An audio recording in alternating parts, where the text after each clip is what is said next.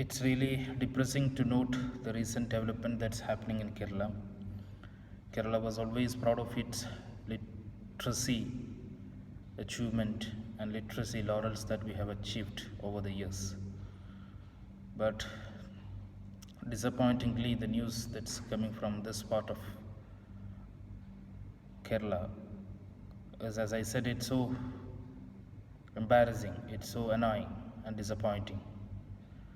So, mainly, we can attribute these two reasons as one is people are insecure, not materially but mentally. Mentally, people are groping for a kind of inattainable, invisible, intangible fantasy and fallacy. This is happening to even to the enlightened, educated people. Actually, the fundamental aim of education is to wipe out the occult practices and superstitions that exist in the society.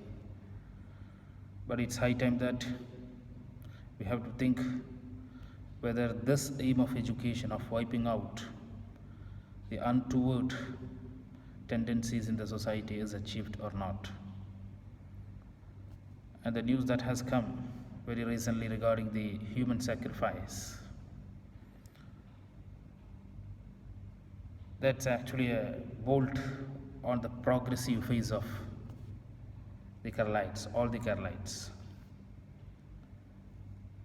It said that the accused, they chopped the different organs of the body of the victims, and it is said that, we don't know whether it is true or not, they have consumed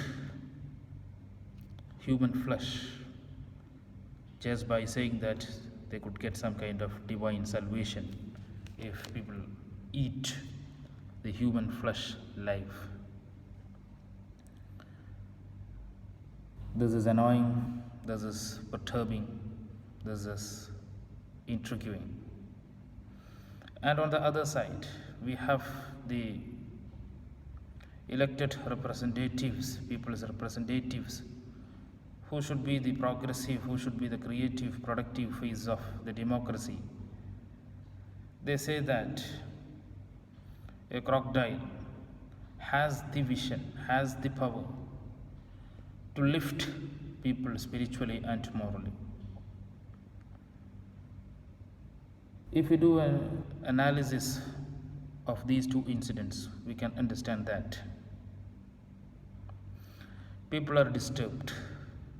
There is stress everywhere. There is strain everywhere. And all of us, whether educated or not, whether enlightened or not, whether he is a mendicant or whether he is a common man, doesn't matter. People are running behind some intangible, some invincible power. So this disturbance actually shields the rationality of human beings. It takes away the good sense and sensibility of human beings. What is required is a campaign must be carried out and legislations must be drafted from the government, by the government, to obliterate any such inhumane practices that exists in this society. And these people, they must be punished with the harshest of the law, and they should not be spared. The judicial process and judicial system has so many setbacks and loopholes, and these accused people will take advantage of these loopholes and they escape so. If the crime is proven in the court, they must be given the highest punishment, and let this set an example for rest of the people, rest of the young generation to come. And the law must be very, very stringent. If the law is stringent means, and in this regard we should really appreciate and look forward to the Middle East. In the Middle East, law cannot be taken for a right. If there is a law, it is a law. and people cannot break it. Law is to be followed. But in our mentality, a law is to be flouted. Somewhere, someone has taught it right from our childhood and infancy that law must be. A hero is a person who breaks the law.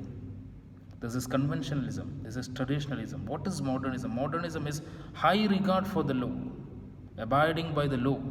That is the trait of a modern citizen, a cosmopolitan citizen, a global citizen. So it's high time that we have to act. We have to uphold the secularist values. Religion cannot be put in the dock here. What is important is the teachings of the religion must enable a person to elevate, to rise him to the levels of spirituality, to the realms of spirituality. But instead, what's happening right now is the thriving of fanaticism as well as religiosity. Religiosity is dangerous. What is required, what is to be taken out from religion is the spiritual element, the moral element, the value-based element from the religion must be taught to the students. So let us all unite, let us all fight against these unethical, untoward tendencies, inhumane, human sacrifices. Let us fight against all those illegitimate, illicit practices, and let us set forward a movement that brings progression, constructivism, and productivity in our society. Thank you all.